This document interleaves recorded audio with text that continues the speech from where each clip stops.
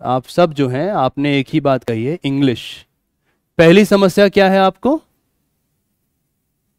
समझ नहीं आता है, ठीक है। और क्या समस्या है, आप कह रहे थे वाक्य आप कनेक्ट नहीं कर पाते हैं, जोड़ नहीं पाते हैं, ठीक है। वाक्य को एक हमारे बंधुवर हैं वो जोड़ नहीं पाते हैं, बहुत महत्वपूर्ण समस्या है। इतना ज्यादा इंग्लिश, अच्छा हाँ ठीक है। और किसी को समझ, ओके समझ नहीं, आदर्श को भी समझ नहीं आता, ठीक है, वेरी गुड, वेल पॉइंट है, नहीं आता होगा समझ में, इसमें कुछ भी हीन भावना या कुछ भी गलत वाला बात नहीं है। और क्या समस्या है इंग्लिश में, उच्चारण नहीं आता है। अच्छा, बोलना कैसे अंग्रेजी के शब्द को, एक उच्चारण की समस्या है, ठीक है, ये भी बुनियादी समस्या है, प्रोनाउंसिएशन इसको बोलते हैं, नहीं कर पाते हैं। और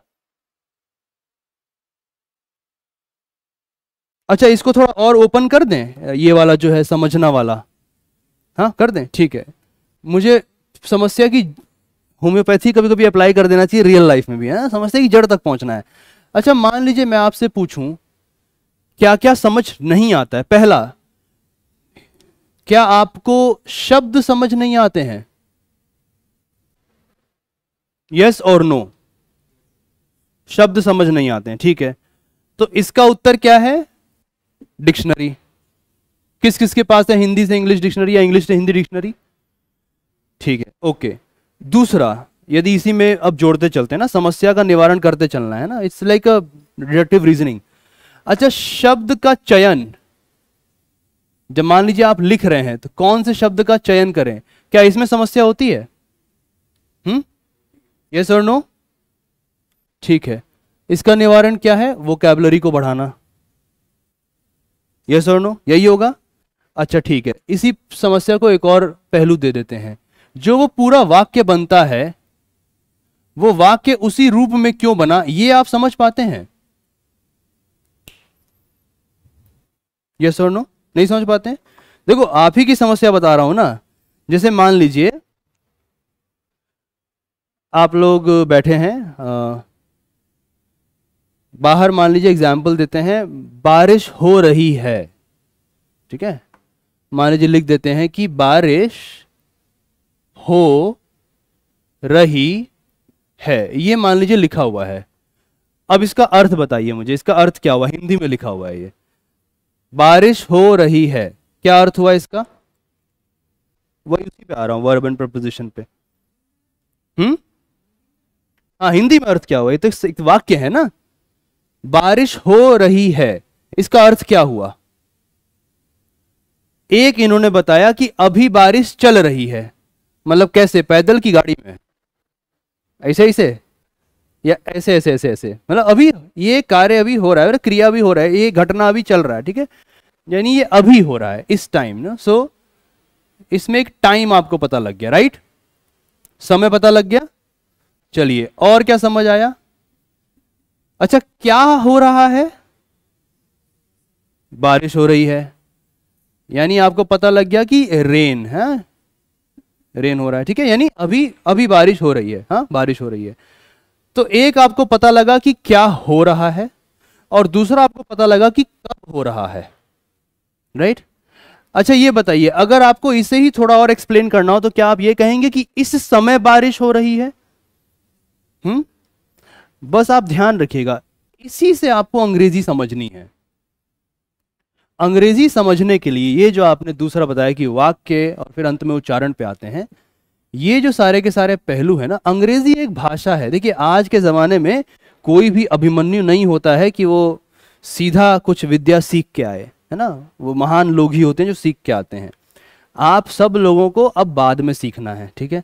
बेसिक क्या है, पहला है कि यदि अभी हो रही है या हो रहा है, इसके लिए अंग्रेजी में एक खास शब्द का प्रयोग होगा, ठीक है, कि इज कहां लगेगा, आर कहां लगेगा, एक ये बिंदु आपको जान लेना है। दूसरा आपको क्या जानना है कि ये जो काम हो रहा है, अभी बारिश हो रही है, ठीक है, तो यदि मैं लिखता कि बारिश हुई थी या बारिश हुई, तीनों में समय अलग अलग हो गया। एक है बारिश हुई या बारिश हुई थी, अब उसमें जोड़ दीजिए कल बारिश हुई थी, यानी उसमें एक और डेफिनेट आ गया कि कल हुई थी, कल शाम 5 बजे बारिश हुई थी। हिंदी में ऐसे ही बोलते हो ना, अंग्रेजी में इसी को जब आप ट्रांसलेट करेंगे तो आपका वर्ब और उसके आगे क्या लगेगा ये बदल जाता है। आपको केवल इस पर ध्यान देना है।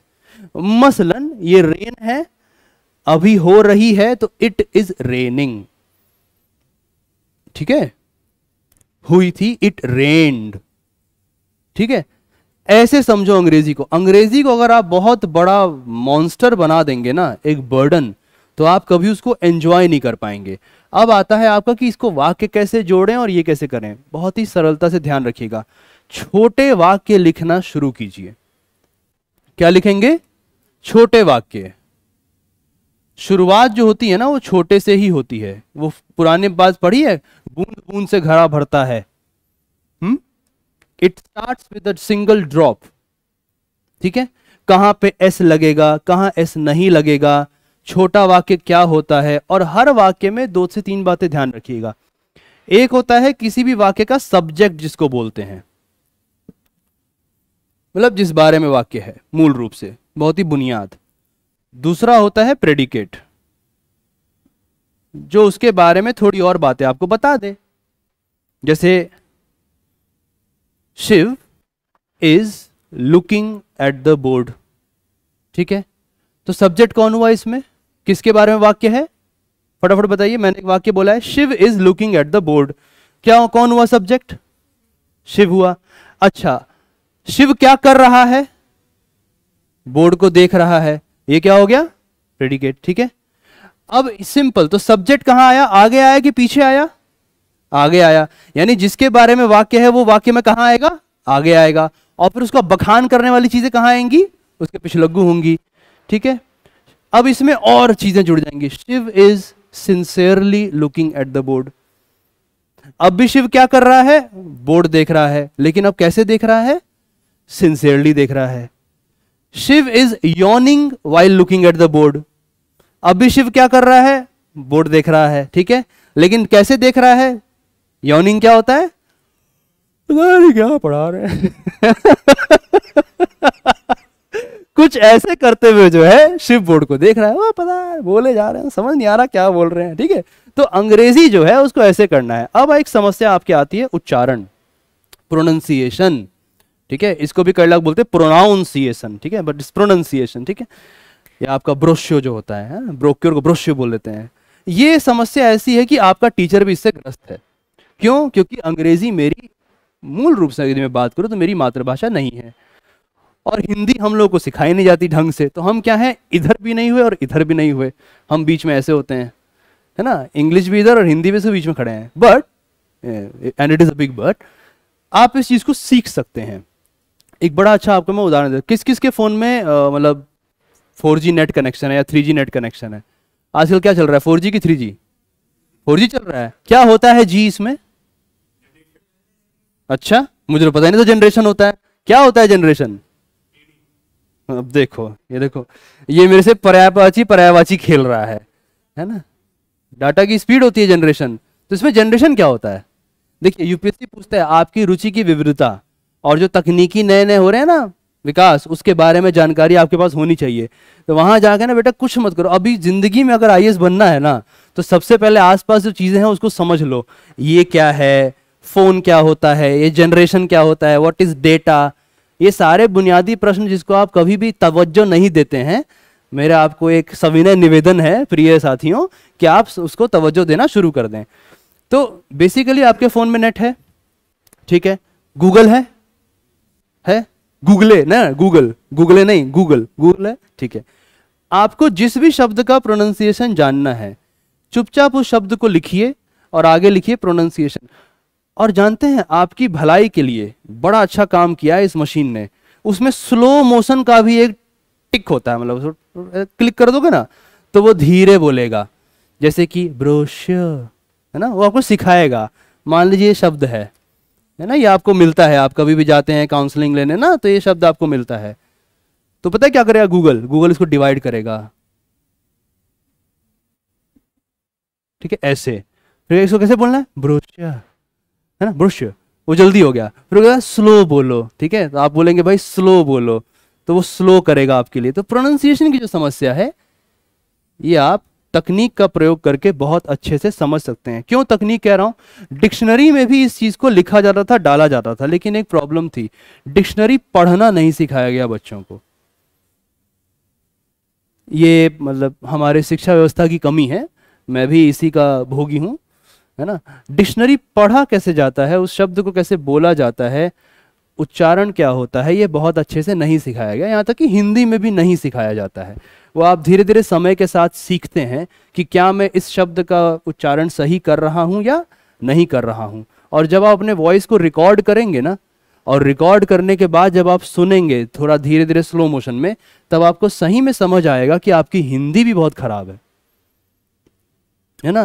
जैसे सर क्या कर रहे हैं, अरे क्या कर रहे हैं ना, क्या कर रहे हैं, है ना। ऐसे होता ही नहीं होता है।